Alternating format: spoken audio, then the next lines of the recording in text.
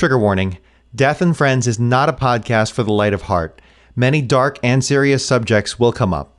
Listener discretion is advised. It is a dark and foggy evening in Victorian England.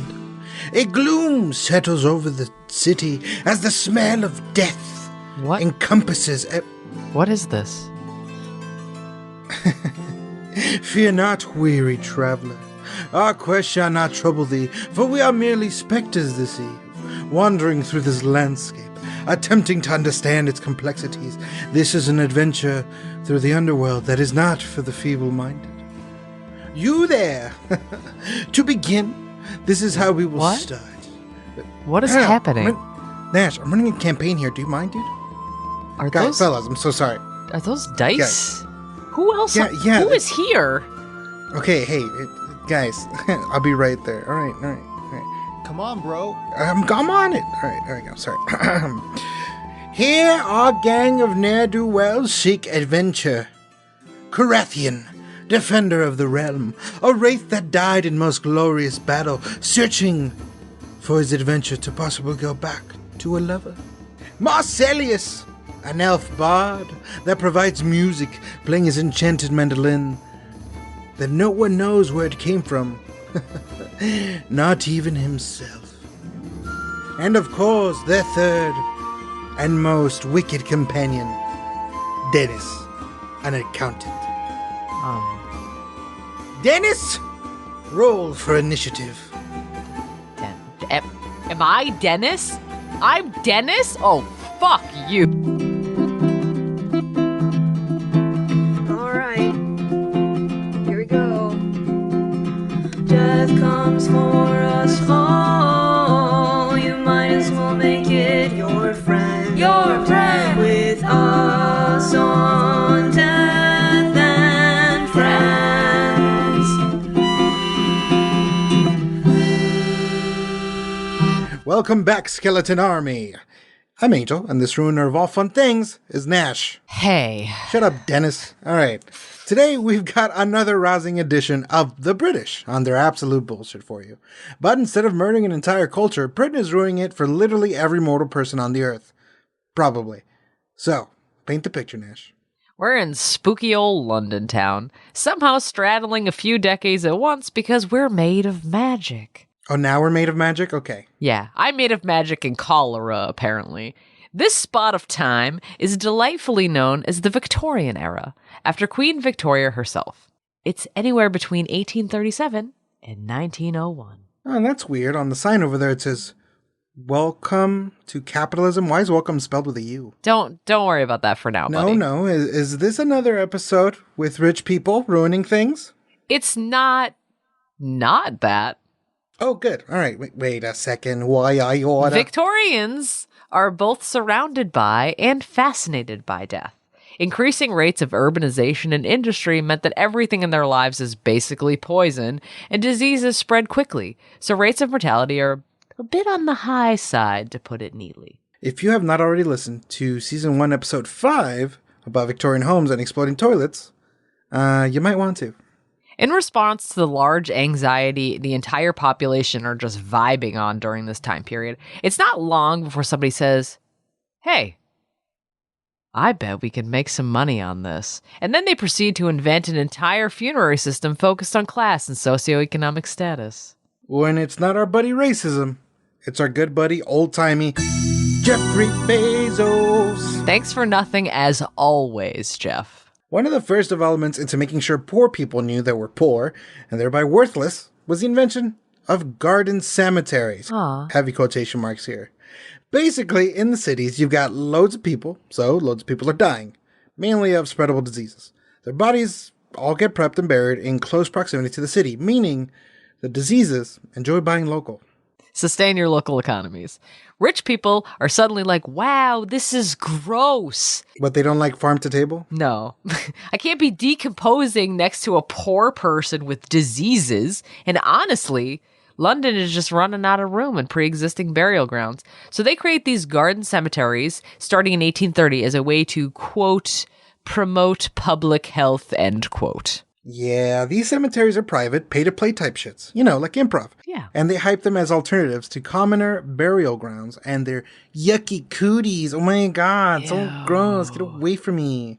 It didn't do much in the way of making anything more sanitary or helping Victorians die less frequently because obviously it did not do that. But it does make the upper class death more appealing. And for the paupers, well, you could probably guess how they felt about things, but just in case you can't, here's an epitaph from gravedigger / King of the Salt Throne called Robert Phillip. Here I lie at the chapel door. Here I lie because I'm poor.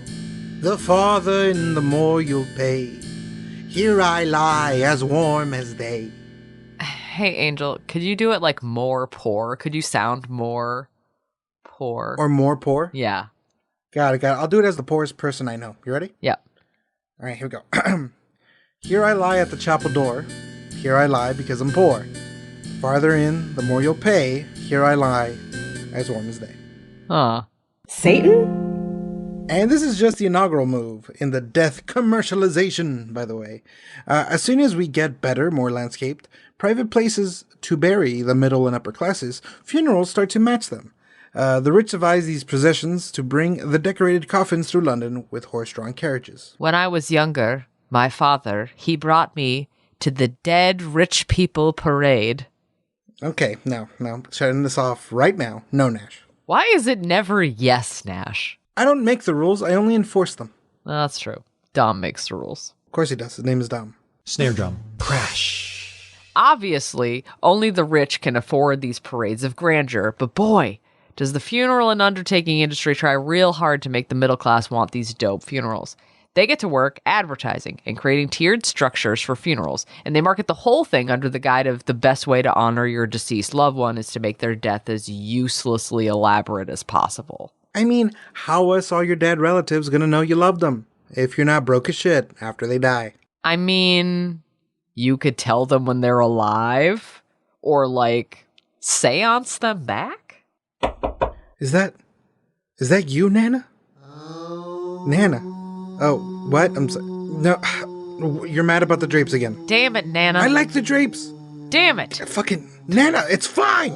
Hey Siri, how do you hang up on a dead person? Is there like a flip phone option for the veil? No. Don't you start throwing ectoplasm at me. Oh. That works. Goodbye. Advertisements in local newspapers and catalogs show that the undertakers and cemetery planners were usually in bed with each other, just taking every opportunity to fuck the money out of sad and probably terminally ill Victorians, for whom the social pleasure of having a good death is tantamount to having existed. Metaphor of the day. If you couldn't afford a funeral outright, but were planning one ahead of time, you could sign up for the Victorian version of life insurance through clubs known as burial and friendly societies. It costs as little as a few shillings a week, but if you don't have that money, or if somebody gets sick before you could save for a funeral, then guess what? Angel, guess what? Oh, sorry, what? You gotta guess. Okay, I don't know. They took your body and used it for science or some shit.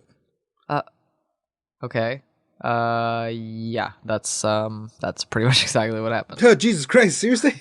Yeah, the Anatomy Act of 1832 makes it legal to dissect donated corpses for science, but that also means if there isn't enough money to bury you, your family might literally not have another choice.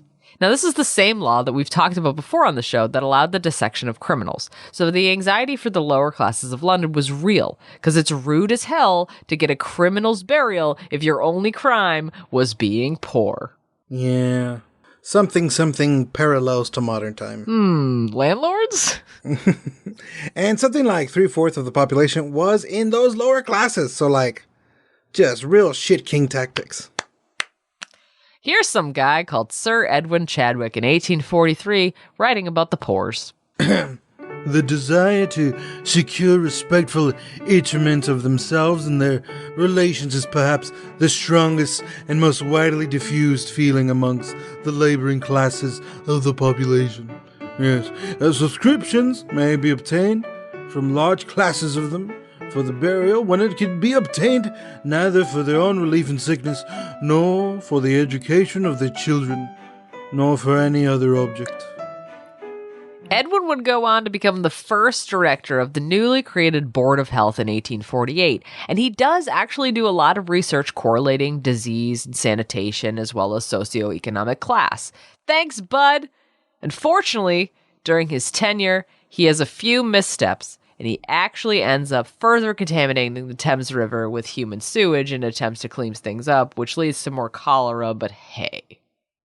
Hey, Edwin. At least you tried, bud. An attempt was made.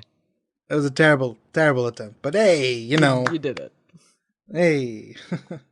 He failed upwards like most white people. All right, here we go. In 1834, the poor laws roll out and adds to the anxiety. But in a shitty way. By being like, hey, if you don't got cash money, baby, the government will bury you. You'll get a pauper grave, through which is like, oh man, social disgrace, lol. Please picture now, in your head, Paris Hilton and her Stop Being Poor t-shirt. Jeez. It wasn't even just a shitty grave location. It was an anonymous burial with no marker, no prayers, or any funeral customs at all. You die too poor and your family is forced to hand you over, they wrap you in some fabric, and toss you in the earth. Hence the anxiety about saving money for death insurance plan even over your own health or the education of your children. The delightful capitalism bullshit doesn't end with funeral processions and grave location either. Memento Mori comes out of this period in its most extreme form, not just for family and friends, but for mourners and funeral attendees. For the richer folks, of course. Like a big kids party with a goodie bag. You get a locket with Catherine's hair in it. You get a locket with Catherine's hair in it. Hair for everyone. She hated you, Nathaniel. But fuck it, have this locket, just so she doesn't decide to haunt us all.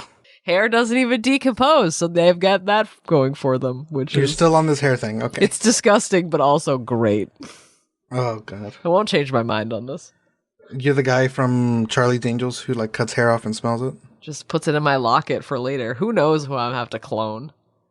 That could be worse. You could keep your lover's heart in a fucking drawer.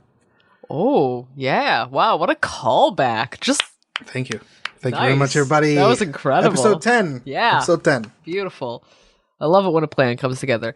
The iconography in these marketed trinkets changes drastically. Gone are the skulls and crossbones of the earlier eras. This is a softer, more romantic side of death. Baby, which just coincides with the more romanticized ideals of how to die. Because for the Victorians, how you die was just as important as what your family did to bury you. Victorians heralded the concept of good death, which boils down to you die at home, surrounded by loved ones, preferably with a priest to do your last rites, your children kiss you, and someone catalogs your final words. And then they wait to make sure you're really dead before preparing your body and getting the old dirt ready for you. By the way, at this point, you might have noticed that this kind of ideal death is pretty problematic, given that Victorian London was populated by people and also by incredibly contagious diseases like cholera and typhoid and influenza. Just a great way to make sure the family plot you bought in an up-and-coming garden cemetery gets used right away. Get your money's worth, rich people, and die all at once. And don't forget the fashion. Victorians established mourning dress codes. That's mourning with a U in it. Etiquette guides and how long to mourn for certain family members and what colors are most appropriate for specific genders and for the death of children. Which happened a lot. The fashion alone puts a severe demand on tailors and dressmakers alike, because, obviously, you don't really know you're going to need that shit, and then you need like 20 black crepe dresses by Sunday, and it's Tuesday, and that's just for one family. Make it work. Most of this influenced by Queen Victoria herself. Her husband, Prince Albert, dies in 1861, and though she goes through mourning basically the rest of her life, which is like 40 years. Damn, girl. She's in all black, wearing her mourning jewelry and having paintings made of Albert to help mourn him properly. And that trickles down into high society as mass marketable tokens for loved ones in the form of rings, bracelets, necklaces, and lockets. The original NFTs. Hey, speaking of weird things. Black Death, polio, spontaneous combustion. Dying comes and after death comes decomposition. It may seem sad and also gross, but here you are and here's your host. Not an actual doctor, but it's medical facts with Dr. Angel.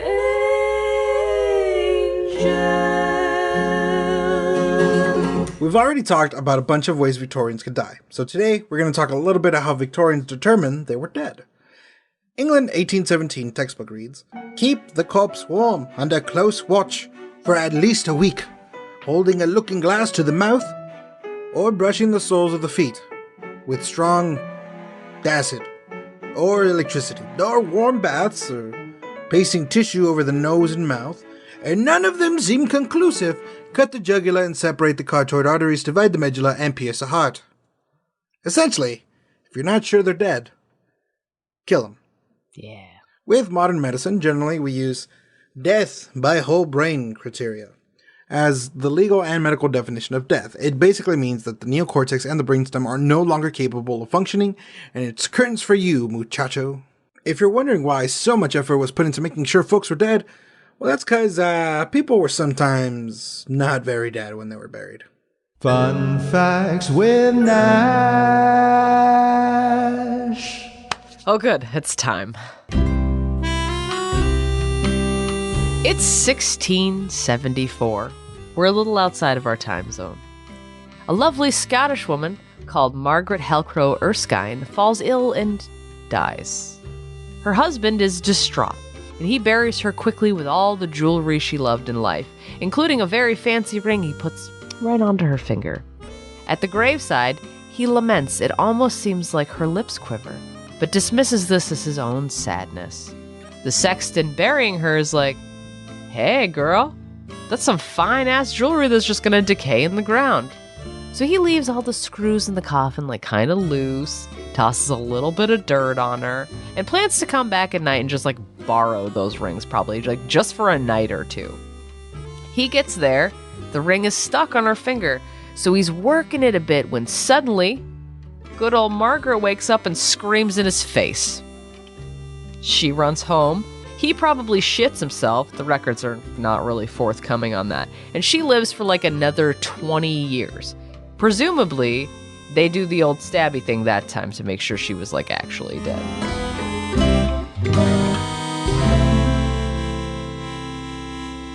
The Victorians were so afraid of being buried alive, in 1896 they created an association for the prevention of premature burial and developed a bunch of over-the-top coffins just to make sure if you did find yourself buried alive, you could alert people on the regular dirt layer that you needed to be let out. Coffins with bells were attached to strings on a corpse's fingers called safety coffins. These were one of those things that rich people could just kind of buy. They get a little bit more elaborate as the years go on. Eventually, they include like windows so you can see the corpse, and tubes for air, and soup, just in case. Why soup specifically? That's just what they use for testing. Testing? Yeah. In 1822, Dr. Adolf Gutsmith, this is a real name, no. I couldn't make that up, gets himself buried alive to market his safety coffin, and they feed him soup through a tube. By the way, there's absolutely no historical evidence that suggests that anyone has ever been rescued by one of these coffins. There's actually very little evidence that people were even being buried in them, but that's neither here nor there. Continuing to discredit some of the cool things, there was some conjecture that the expression "saved by the bell" came from these safety coffins, but it's actually from boxing. Sorry, we are really not fun at parties. You're not funny parties. Oh. The Victorian era ends with the death and funeral of Queen Victoria herself on June 1901. In contrast to the previous development of mourning and mourning culture, Victoria gets buried in white and is buried in a military-style procession. We here in modernity keep a lot of the rules about poor people and burials and bullshit, but lose a bit of the mourning etiquette rules and fashion, which... And on that super lame note, that's the episode. A special thanks to you, our favorite listener. Remember to subscribe on iTunes, Spotify, or wherever you get your podcasts. A rate and review would also be nice. Yes, definitely rate and review. We need them, desperately. You can also follow us on Instagram and Twitter. I am at Gorilla Jokes. And I'm at It's Nash Flynn. And of course, follow the podcast at Death and Friends Podcast. Hey you want to be an official member of the Skeleton Army? I keep ringing the spell, but nobody comes. Well, you can do that by joining us on Patreon.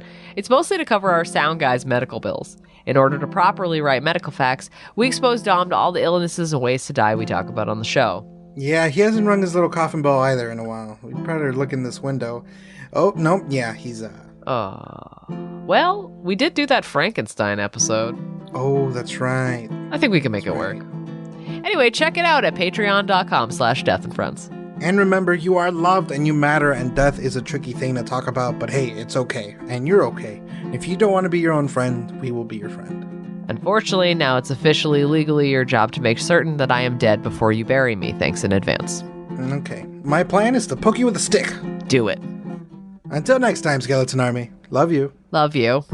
This has been a Knavery Inc. podcast. Go to knaveryinc.com for more details. Executive produced by Jacob Duffy Hallbleib. Audio design by Dominic Guanzon. Themes and transitions by Amy Doe. The fuck is a knave?